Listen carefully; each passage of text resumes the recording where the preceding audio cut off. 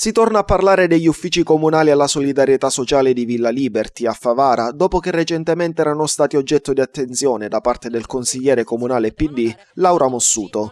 Per la consigliera gli uffici non funzionano bene a causa del poco personale impiegato e ci sarebbero carenze sul fronte degli spazi e dei servizi offerti al pubblico. Chi ne ha disagio sono ovviamente gli stessi dipendenti, gli assistenti sociali e la popolazione che chiede soprattutto le carte SIA e REI. Mossuto in una nota aveva riferito di aver avuto, dopo un confronto con l'assessore al ramo Rossella Carlino, rassicurazioni in merito, ma che nulla di quanto riferito dall'assessore era accaduto, giudicando il comportamento della Carlino inqualificabile. Ecco che arriva la risposta dell'assessore alla solidarietà sociale, che smentisce quanto affermato da Mossuto. Gli uffici di Villa Liberty, dice Carlino, rappresentano il fiore all'occhiello per il comune, per professionalità ed efficienza.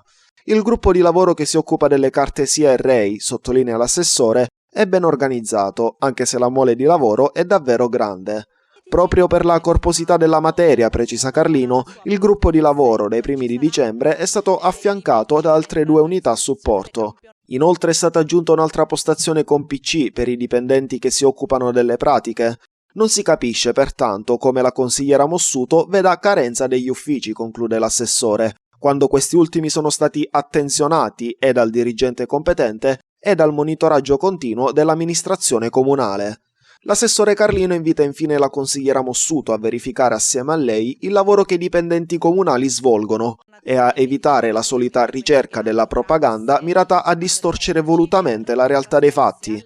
Da osservatori esterni c'è da considerare che se per la Mossuto l'ufficio alla solidarietà sociale è carente, mentre per la Carlino lo stesso ufficio rappresenta invece, come lei stessa dice, il fiore all'occhiello per il comune per professionalità ed efficienza, è facile capire che il metro di giudizio non è uguale per entrambe.